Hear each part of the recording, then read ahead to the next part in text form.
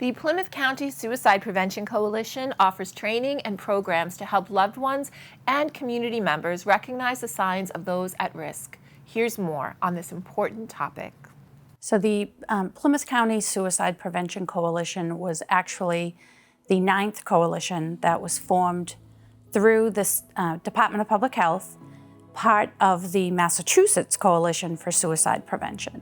So other counties within Massachusetts also have coalitions. We noticed that Plymouth was not represented, Plymouth County, so they asked for funding, because our funding does come from the Department of Public Health, so that we could start the organization down here. We knew that there was a need, and we put it to place in June of 2014.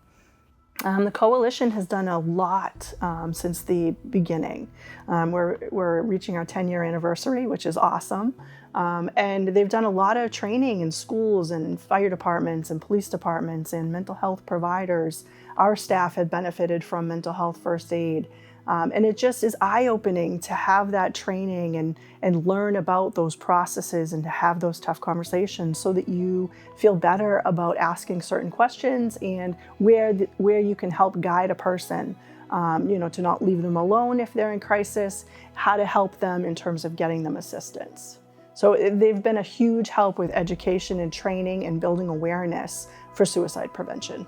My son suffers with mental illness. When he was 16 years old, he actually attempted his life. He's now 31, I will say, doing very, very well. So that's what made me aware of it. I really didn't know much about mental health and the issues that happen and how kids struggle. When we lost my niece, though, that really opened up my eyes. Again, my niece was, 10 days shy of turning 16, and to try and comprehend how a 16-year-old can have the thoughts that they had or she had or many have, because we know others struggle. I didn't want a family to go through what we went through. So I was adamant about doing something in the town. And I wanted to make sure that education was out there. And as soon as I became co-chair, at the time I was co-chair, I did get certified in mental health first aid. I actually traveled to Washington, D.C. for the training. So I am a certified trainer through the National Council for Mental Wellbeing. In doing that training, I realized how important it is, not only just for the kids, but for older adults, for our first responders, for our veterans, for our active military, and anyone else in the community. People ask us all the time, who should be trained? And we say everybody. Everybody. Mental health is very important. It intersects with OCS in several entities, with protective services, because it is one of the underlying issues for elder abuse, as well as it intersects with the behavioral health programs that we run, where we're able to offer counseling. The behavioral health issues that are out there, there's a lot of stigma attached to them, suicide being one of them. So that is one of the ways that we're trying to assist our older adults. The programs that we offer, there's several educational programs that we offer. Every single one of them is an evidence-based program. It's nothing that we have written. Some of them come right from Washington, D.C.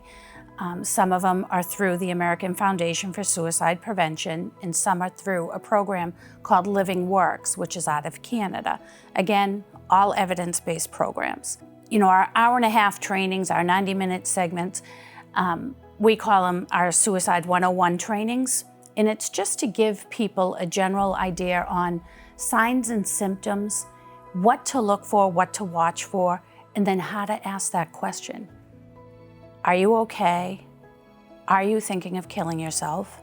Are you thinking of suicide? And neither one of those, are you thinking of killing yourself and are you thinking of suicide? Those are very hard questions to ask, and I know it comes out of my mouth pretty easily, but I've been doing it now for 9 years, basically. It's important to ask that question. The 8-hour training that we offer is called Mental Health First Aid, and that's one of our favorite programs that we like to offer. In Mental Health First Aid, we go over all the prominent mental health disorders, And then we also talk about suicide. We talk about suicide prevention. Again, those questions, how to ask them, what to look for. You know, we give resources at every class so that people know where to reach out, whether if it's for mental health, if it's for housing, if it's for a substance use abuse. We give everything out. We give out the National Suicide Prevention number, which is now a 3-digit number, which is the 988. That's been in effect for 2 years now, since July of 2022. The calls that are going into there are 45% increase than the old 800 number that used to be. So we push that a lot. The 2-day training that we do, it's called Applied Suicide Intervention Skill Training, or ASSIST. And that's a very intensive 2-day training that teaches you how to do an actual intervention. So if someone were in crisis, we would help you get through that. 90% of our trainings, I would even say 99% of our trainings, are free to the Plymouth County community. We intersect with trying to navigate the system to help our older adults with suicide. The other piece is our staff. We want to make sure that our staff are adequately trained and that they are able to have that tough conversation, as Jenny had mentioned, in terms of finding out where our people are at so that we can get them help. And suicide affects everybody. We always say it doesn't discriminate. There's no socioeconomic discrimination. It affects everybody. It's trying to build rapport with trying to let people know and get comfortable with having that conversation and letting them know that we're there to help. There is a stigma with it, but it's okay to ask for help, and that there's help available that will respond.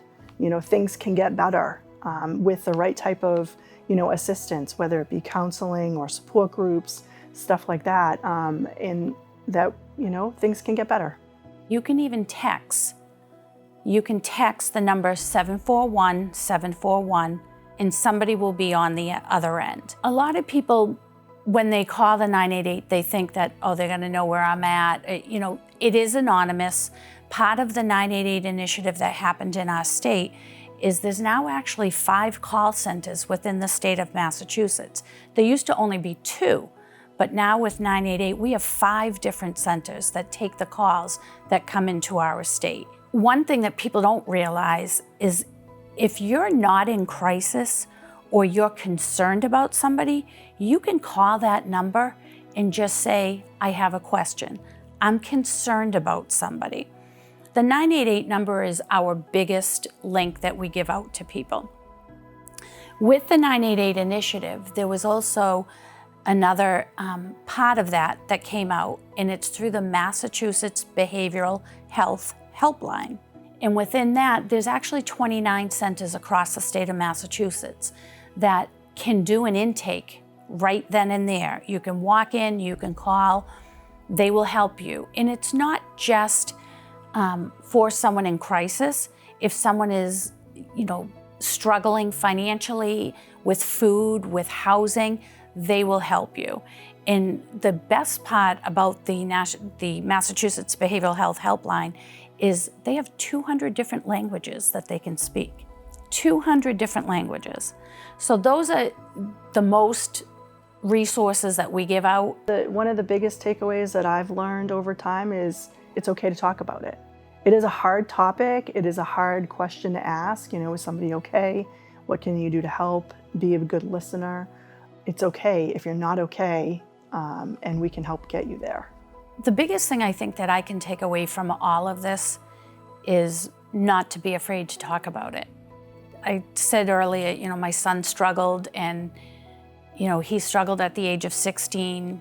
He was hospitalized. As I said, he's now 31. He changed his college education from history and music to psychology. And he's now entering a master's program in psychology because he realizes how important it is to talk about it. That's the biggest thing I can say to anybody. If you're worried about your parent, your grandparents, your aunt, your uncle, your military family, they struggle all the time. Offer that ear. It could be just a matter of listening, sitting down, talking to someone and listening. And like I said, if I meet one person at the fair that says, thank you, to me, my day's done.